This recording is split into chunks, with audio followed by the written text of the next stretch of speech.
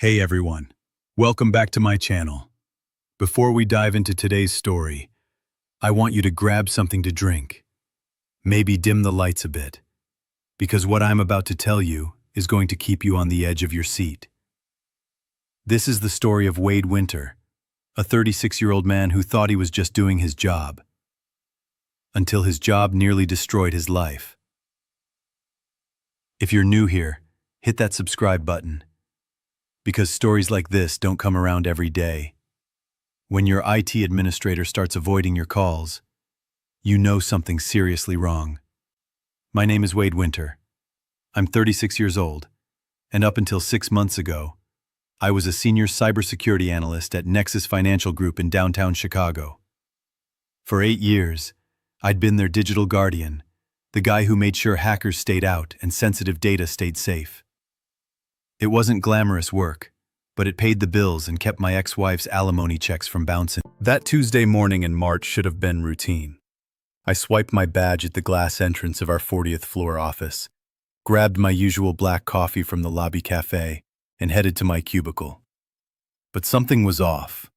Marcus, our IT admin, who usually greeted me with the latest tech gossip and a terrible joke, barely nodded when I passed his desk.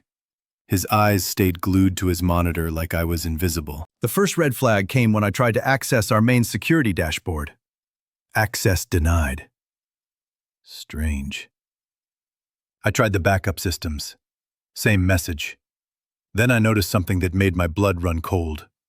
My security clearance had been quietly downgraded 3 days earlier. Nobody had told me. I sat there, staring at my screen, feeling that familiar knot forming in my stomach.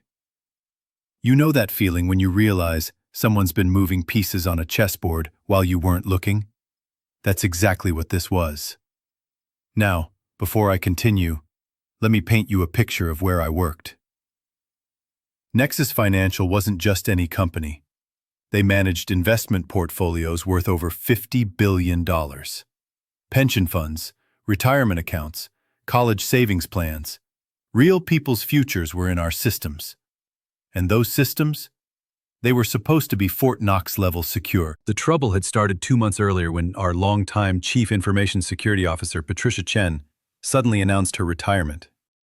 Patricia was old school, paranoid in the best possible way, never cut corners on security protocols.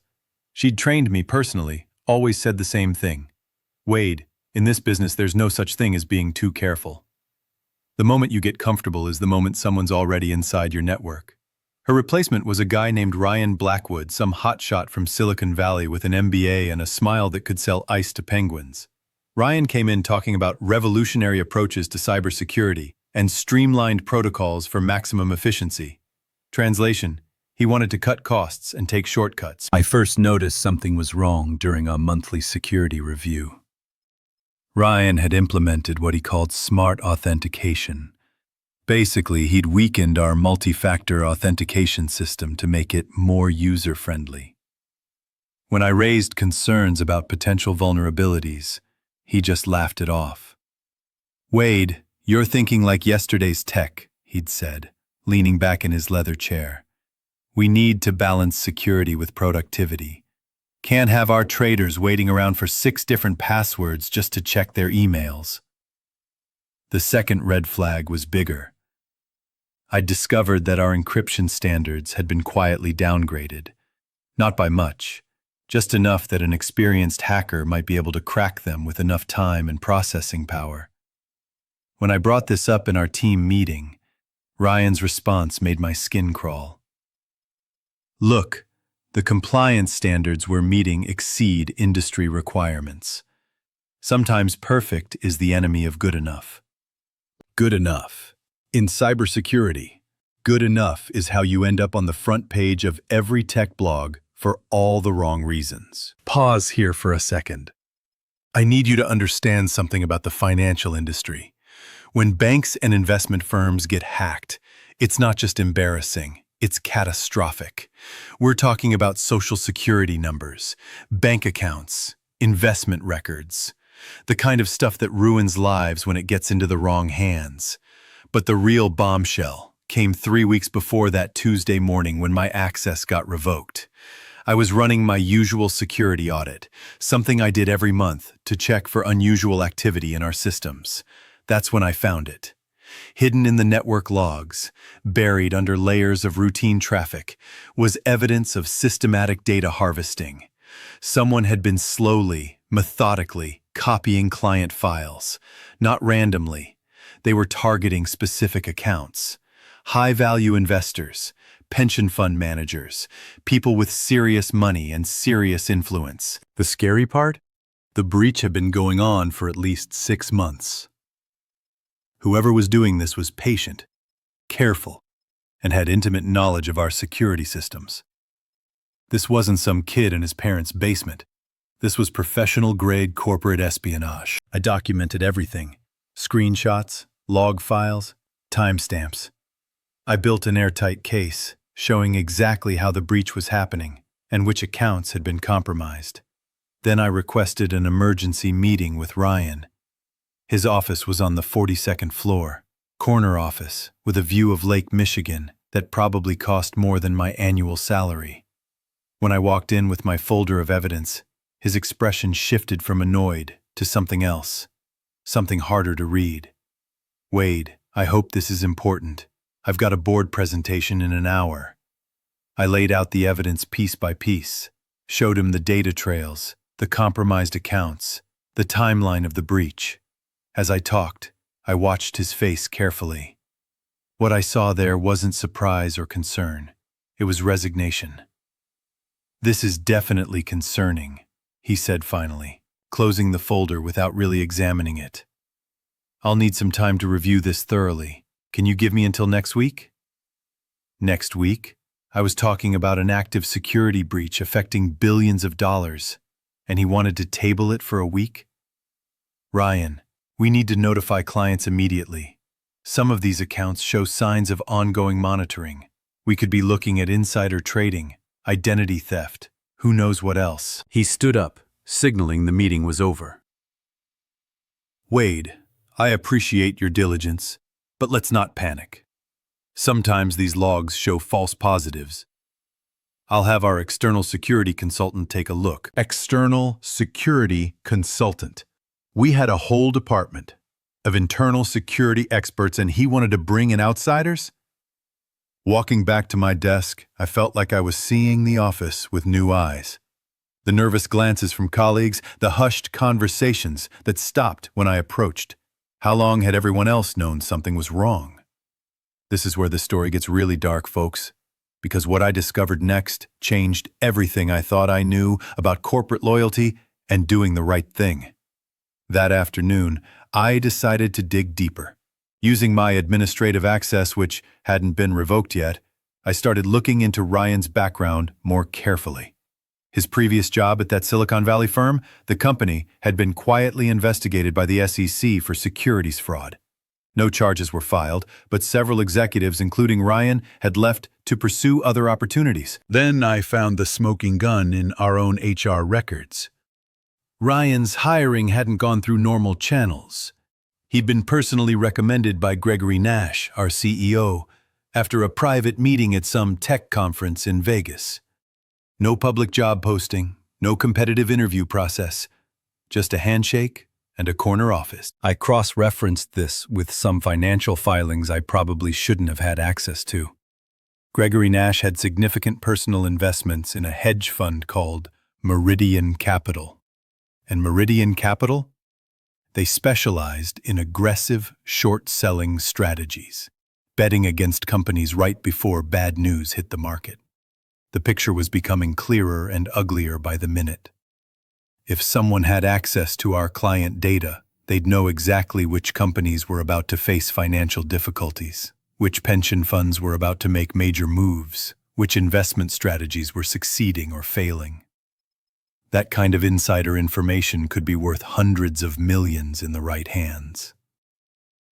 I spent the next 2 days building a comprehensive case, not just about the data breach, but about the systematic weakening of our security systems, the suspicious hiring practices, the potential insider trading connections. I documented everything, made multiple copies, stored them in secure locations. Then, I made the mistake of trying to do the right thing through proper channels. I requested a meeting with our compliance officer, Sarah Martinez.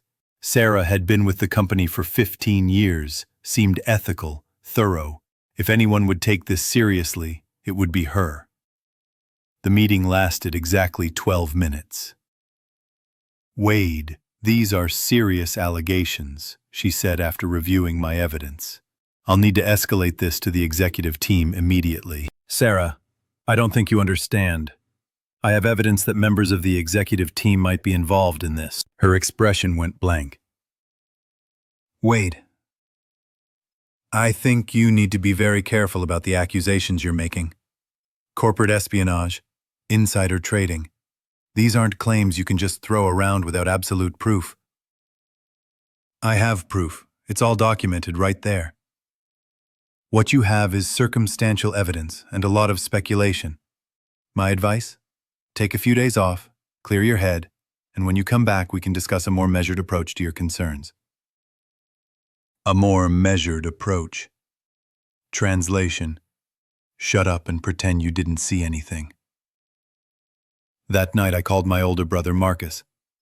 Different Marcus from our IT guy, who worked as a federal investigator for the Financial Crimes Enforcement Network.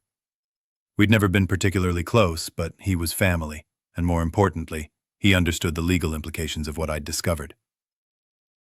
"Wade, this is bigger than just your company," he said after I'd walked him through everything.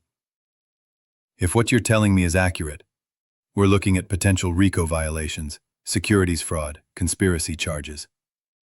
But you need to understand, once you go down this road, there's no turning back." "What do you mean?" "I mean your career at Nexus is over whether you report this or not. They've already started freezing you out, but if you don't report it, and this comes out later, and it will come out, you could be charged as an accessory. Here's what they don't tell you about being a whistleblower, subscribers. It's not like the movies where you make a heroic phone call and the good guys ride in to save the day. It's messy, it's complicated, and it can destroy your life, even when you're doing the right thing." The next morning, I found a termination notice in my email. "Effective immediately. Due to restructuring in the cybersecurity department, your position has been eliminated." My badge was deactivated, my company laptop was remotely wiped, and security was waiting to escort me out. But here's the thing they hadn't counted on. I'd seen this coming. Every piece of evidence was safely stored in multiple locations they couldn't access. Every document was backed up, every communication was recorded. As I packed my personal items into a cardboard box under the watchful eyes of 2 security guards, Marcus from IT finally approached me. "Wade, I'm sorry," he whispered, pretending to help me pack. "They made us sign new NDAs last week. Anyone caught communicating with you about company business gets terminated immediately." I slipped him a business card with my personal email address. "If anything else weird happens, reach out." Walking through that lobby for the last time, carrying my pathetic box of personal belongings, I felt something I hadn't expected. Not anger, not sadness, clarity. They wouldn't have gone to this much trouble to silence me if I hadn't been right about everything. My brother moved fast. Within 48 hours, I was sitting in a federal building downtown, walking a team of investigators through every piece of evidence I'd collected. The lead investigator, Agent Jennifer Torres, had worked financial crimes for 20 years. She knew exactly what she was looking at. "Mr. Winter, this is one of the most comprehensive cases of corporate cybersecurity fraud I've seen. The systematic weakening of security protocols, the insider trading connections, the data harvesting operation. It's textbook organized financial crime. What happens now?" "Now we build a federal case. But I need to warn you, this is going to get ugly. Nexus Financial has resources, lawyers, and motivation to discredit you. They'll attack your work history, your personal life, anything they can find to make you look unreliable." She wasn't kidding. Within a week, stories started appearing in financial blogs questioning my erratic behavior and disgruntled employee status. Someone leaked selective details about my divorce, my financial problems, my supposedly paranoid approach to cybersecurity. Ryan Blackwood gave an interview to TechCrunch, painting me as a bitter ex-employee who couldn't adapt to modern security practices. Wade Winter represents the old guard of cybersecurity, he said. Sometimes people who are threatened by innovation will create elaborate conspiracy theories rather than admit the industry has passed them by. The character assassination was brutal, folks. But you know what they say, if you're taking flack, you're over the target. 3 months after my termination, the federal investigation reached critical mass. Armed with warrants, FBI agents simultaneously raided Nexus Financial's offices and the homes of several executives. The evidence they found exceeded even my worst fears. Not only had they been systematically harvesting client data, but they'd been selling it to multiple buyers. Hedge funds looking for insider information, foreign governments interested in American investment patterns, criminal organizations planning identity theft operations. The scope was staggering. Gregory Nash, our CEO, had personally authorized the security downgrades that made the breach possible. Ryan Blackwood had been hired specifically to create vulnerabilities that could be exploited. The external security consultant he'd mentioned, that was actually a front company, funneling stolen data to offshore buyers. The Meridian Capital connection was just the tip of the iceberg. Nash had financial interests in at least 6 different organizations that had profited from the stolen data. We're talking about hundreds of millions of dollars in illegal profits over 2 years. But the most shocking revelation came from Marcus, our IT administrator. Turns out his nervous behavior hadn't been about guilt. It had been about fear. He'd discovered evidence of the data harvesting months before I did. But when he tried to report it, he'd been threatened, not just with termination, but with criminal charges for unauthorized access to company systems. They told me I'd planted the evidence myself, he explained to investigators. Said they'd make sure I never worked in tech again, maybe even file federal charges against me for corporate sabotage. Think about that for a second. They were so confident in their scheme that they were threatening employees who discovered it, turning victims into potential criminals just for doing their jobs. The trial was a media circus. Financial networks covered it like a soap opera. The Nexus Conspiracy, they called it.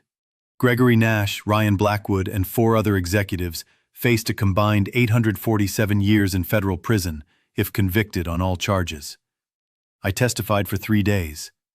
The defense attorneys tried everything, questioning my mental state, my motivations, my technical competence. They painted me as a disgruntled employee seeking revenge, a paranoid cybersecurity fanatic who'd fabricated evidence to justify his own failures. But the evidence spoke for itself. Server logs don't lie, financial records don't have personal vendettas.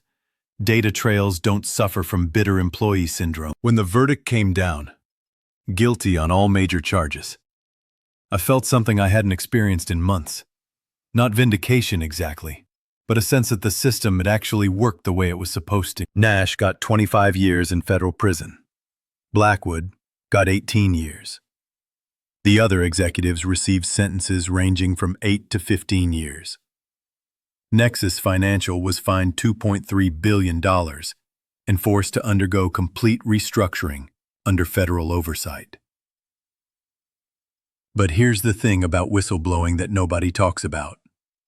Winning doesn't feel like winning. Not really. The federal whistleblower reward I received was substantial, enough to never worry about money again. But it came at a cost I hadn't fully understood when I made that first phone call to my brother. My career in cybersecurity was effectively over. Not because I wasn't good at my job, but because I'd become that guy, the whistleblower. Companies don't like hiring people who've exposed corporate fraud, even when they were completely justified in doing so. There's always that fear that you might do it again. My personal relationships suffered too. Some friends distanced themselves, uncomfortable with the media attention and legal drama. Dating became complicated when every Google search of my name brought up federal fraud cases and FBI raids. But 6 months after the sentencing, something unexpected happened. I started getting calls from other companies, not looking to hire me, but looking to hire my expertise. Turns out there's a growing market for cybersecurity professionals who've proven they'll put ethics above paychecks. I launched Winter Security Consulting last year. My specialty? Helping companies build security systems that are resistant to both external threats and internal corruption. Teaching organizations how to create cultures where employees feel safe reporting problems, instead of threatened into silence. And you know what I've learned? The Nexus situation wasn't unique. It wasn't even rare. I've consulted for dozens of companies now, and the same patterns show up everywhere. Executives who prioritize short-term profits over long-term security, IT departments pressured to cut corners and ignore vulnerabilities, employees who see problems but are too afraid to speak up. The Nexus case made headlines because the scale was so large and the evidence was so clear. But similar schemes are happening right now in companies across the country. Smaller scale, more subtle, but just as damaging to the people whose data gets compromised. Marcus from IT now works for my consulting firm. So does Sarah Martinez, the compliance officer who'd initially dismissed my concerns. Turns out she'd been pressured by Nash to suppress my report, and her conscience had been eating at her ever since. "I should have listened to you from the beginning," she told me when she applied for the job. "I let fear make me compromise my principles. And it nearly made me complicit in a massive fraud." That's the real lesson here, folks. It's not about the dramatic FBI raids or the prison sentences or the massive fines. It's about the choice every person faces when they discover something wrong. Do you speak up? Or do you stay quiet and hope someone else will handle it? Wade Winter, the guy who used to quietly monitor network traffic and write security reports nobody read, became Wade Winter, the federal witness, the guy who brought down a billion-dollar fraud scheme. But more importantly, he became Wade Winter, the guy who proved that sometimes one person really can make a difference. Because here's the truth nobody wants to acknowledge. In the modern economy, your personal data, your financial information, your digital privacy, it's all only as secure as the ethics of people you'll never meet, working for companies you may never have heard of. The hardest part wasn't testifying against my former colleagues, or dealing with the media attention, or even rebuilding my career. The hardest part was living with the knowledge of how much damage could have been prevented if I'd acted sooner, been braver sooner. Trusted my instincts instead of trying to work within a corrupt system. Every day, my consulting firm gets calls from employees at major corporations who've discovered something troubling. Security vulnerabilities being ignored, data breaches being covered up, privacy violations being dismissed as business necessities. And every time, I tell them the same thing. Document everything. Make copies. Secure your evidence, and then decide whether you can live with staying silent. Because here's the truth nobody wants to acknowledge. In the modern economy, your personal data, your financial information, your digital privacy, it's all only as secure as the ethics of people you'll never meet, working for companies you may never have heard of. The Wade Winter who walked into Nexus Financial 8 years ago believed that good systems and strong passwords were enough to keep people safe.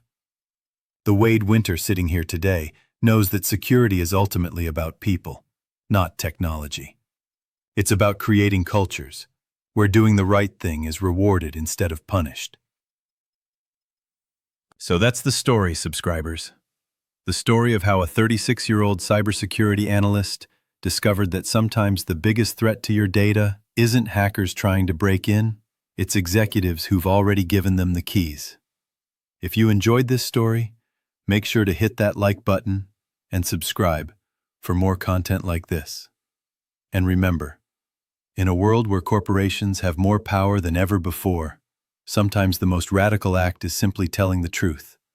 Until next time, stay curious, stay skeptical, and never be afraid to ask questions when the answers don't add up.